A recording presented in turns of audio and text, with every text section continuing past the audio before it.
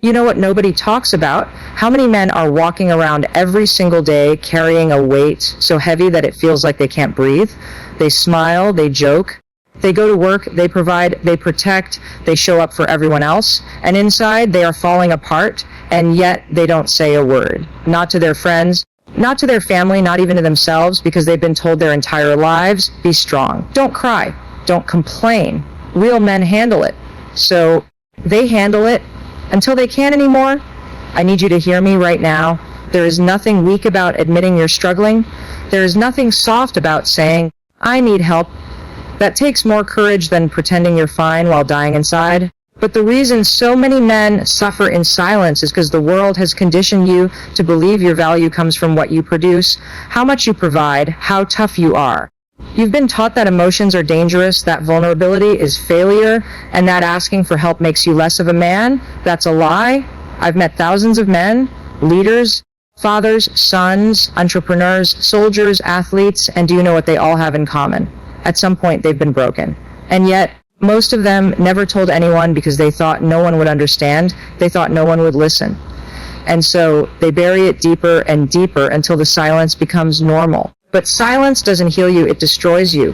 When you keep everything locked inside, you start carrying shame for simply being human. You stop recognizing your own needs. You disconnect from yourself, from your relationships, from life itself. That's why you feel empty even when you're surrounded by people. That's why you feel alone even when you're loved, because you've been taught to bottle it up instead of letting it out. And I want you to know this. The weight you're carrying is not yours to carry alone. I need you to understand something. Asking for help isn't weakness, it's wisdom. You cannot do life by yourself. None of us can. We weren't built to. When you open up, when you talk, when you allow someone to see what's really going on inside you, you don't lose your strength. You multiply it. Because real strength is having the courage to face the parts of yourself you've been running from. And maybe nobody has ever told you this before, so let me be the one to say it. You are allowed to feel. You are allowed to cry. You are allowed to hurt. You are allowed to not have it all figured out. And yes, you are allowed to ask for help. You are not a robot. You are a human being. You are not just here to produce, to provide, to push through. You are here to live. And living means allowing yourself to be fully human, messy, emotional, complicated, imperfect, and real. Because the truth is, suffering in silence doesn't make you stronger. It just makes you lonelier, and you deserve better than that. You deserve peace. You deserve connection. You deserve to be seen and heard for who you truly are. And the moment you decide to open your mouth, to share your story, to speak your truth, that's the moment you begin to heal. You know what's wild? From the moment a little boy takes his first steps, the world starts handing him this invisible rule book about what it means to be a man. And page 1 of that rule book says, don't cry. Page 2 says, don't show weakness. Page 3 says, handle it on your own. And those lessons sink deep, way deeper than anyone realizes. Because it doesn't just shape how boys grow up, it shapes how men live, how they love, and unfortunately how they suffer. Think about it. When a little girl cries, what happens? Someone rushes in, hugs her, asks what's wrong, comforts her. But when a little boy cries, so often he hears things like, come on, toughen up, be a man, stop acting weak. Do you know what that teaches him? That his emotions are a problem, that sadness is dangerous, that showing what's going on inside makes him less worthy. And over time, he learns to hide it all. He learns to laugh when he wants to cry. He learns to stay silent when he wants to scream. He learns to wear a mask so no one ever sees the pain underneath. And here's the thing nobody talks about. Those rules are exhausting. They teach men to build walls instead of bridges. They make you believe you have to figure everything out by yourself. Your struggles, your heartbreaks, your fears. So you bottle it up layer by layer, year after year, until you can't even recognize what's really going on inside you anymore. That's why so many men walk around carrying this heavy pressure in their chest.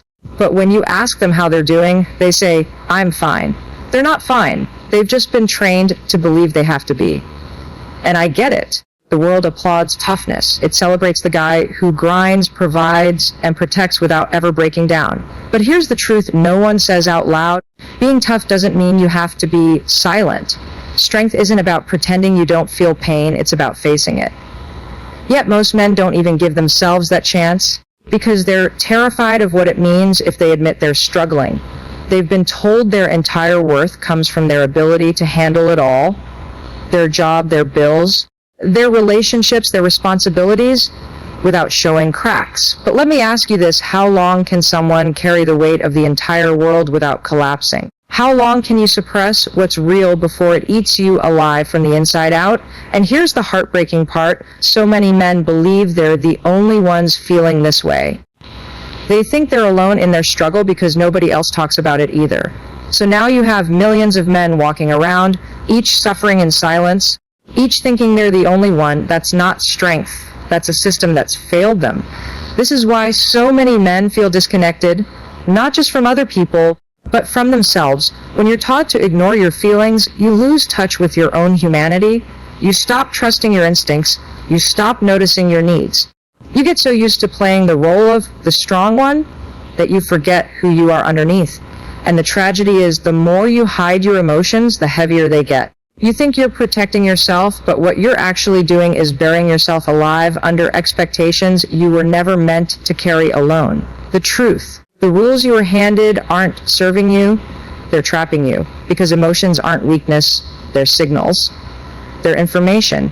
They're your body and your heart trying to tell you something important, and the more you deny them, the further you drift from the life you actually want to live. You can keep following the old rules, keep pretending, keep smiling when you're breaking inside, but deep down you know it's costing you your happiness, your connection, your peace.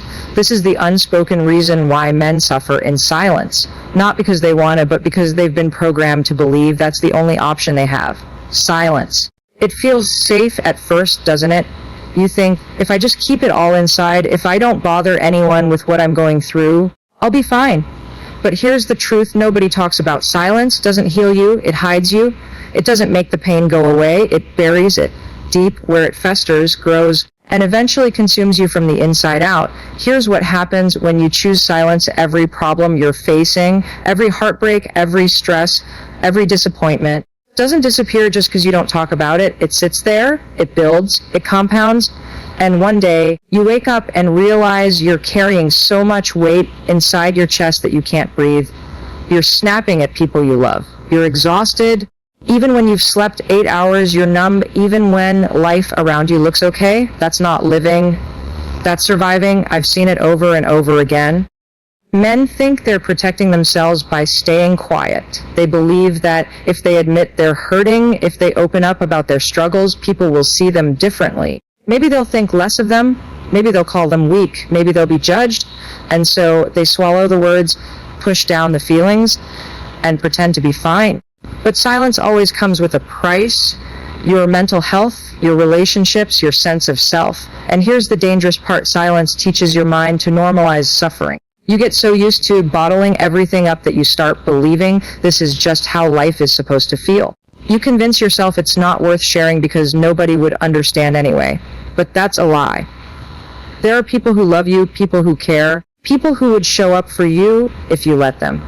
The problem is, when you don't speak, no one knows how much you're hurting. Silence is like a pressure cooker. You keep stacking pain, disappointment, and frustration inside, thinking you can handle it. But eventually there's no more room left. And when you reach that point, one small thing, one argument, one rejection, one bad day can make you explode. You lash out at the wrong people. You withdraw from the ones you love. You start numbing yourself with distractions, with work, with substances, with anything that keeps you from sitting still long enough to feel what's really going on inside. And here's the real kicker. Silence doesn't just hurt you. It hurts the people around you. When you shut down, when you refuse to open up, the people closest to you can feel it. They know something's wrong, but they can't fix what you won't name. They start questioning themselves, wondering if they've done something wrong, and slowly the relationships you care about most start to crack. Not because of what's being said, but because of what isn't. But I get why you stay quiet. I really do. You've been taught your whole life that talking about your struggles is weakness. You've been told to man up, to deal with it, to handle your business, and maybe for a while that works. But there's a limit to how much a human being can carry without breaking. Because no matter how strong you think you are not meant to handle life alone. None of us are. And I want you to hear this loud and clear. Talking about your struggles does not make you weak. It makes you human. It gives you the chance to process, to heal, to breathe again. Silence keeps you stuck. Speaking frees you. The very thing you're avoiding, opening up, letting someone in, saying, I'm not okay, that's the thing that will save you. You think silence is strength, but the truth is it's slowly tearing you apart. And the moment you decide to break that silence, to let someone see the real you, that's when everything begins to change. You know what's crazy? Somewhere along the way, we got this idea so deeply ingrained in our culture that it's practically carved into stone. If you show your feelings, you're weak. If you cry, you're fragile. If you admit you're struggling, you're less of a man. And I need you to hear me when I tell you this, that belief is a lie. It has stolen your peace, crushed your confidence, and convinced you to wear a mask that doesn't even fit you. Vulnerability is not weakness. Vulnerability is strength. And I'm not talking about some motivational poster catchphrase. I'm talking about real life. It takes courage to sit across from someone and say, I'm scared. It takes guts to admit, I don't have it all figured out. It takes power to say, I need help. That is strength. Pretending you're fine when you're breaking inside. That's easy. That's survival mode. That's autopilot. But choosing to show up as your authentic self, flaws and all, that's leadership, that's courage, that's freedom. We've been conditioned to believe that strength equals control. Control over our emotions, control over our image, control over what people think of us. But here's the thing about control, it's a cage. When you try to control everything, you shut yourself off from connection. You miss out on the depth of relationships, on true understanding, on being fully seen and accepted for who you are. You end up performing your life instead of living it. And here's the irony, the moment you let yourself be vulnerable, you actually gain control. Because vulnerability isn't about spilling your guts to everyone. It's about being honest with yourself and with the people who matter most. It's about dropping the act. It's about saying, this is me. Here's what I'm feeling. Here's where I'm struggling. When you do that, something incredible happens. You take back your power. You stop letting fear run your life. You stop hiding. You stop pretending. I know why vulnerability feels terrifying. It feels like opening the door for judgment. It feels like giving someone ammunition to hurt you. And yeah, sometimes you'll get burned. Sometimes you'll trust someone who won't handle your heart with care. But more often than not, vulnerability doesn't push people away, it draws them closer. Because when you're real, when you drop the mask, you give others permission to do the same. Suddenly, you're not alone anymore. Suddenly, there's understanding, there's empathy, there's connection, and connection is what heals us. Do you want to know why so many men feel isolated even when they're surrounded by people? It's because they've built walls instead of bridges. They've mistaken stoicism for strength. They've convinced themselves that needing help is shameful, so they don't reach out.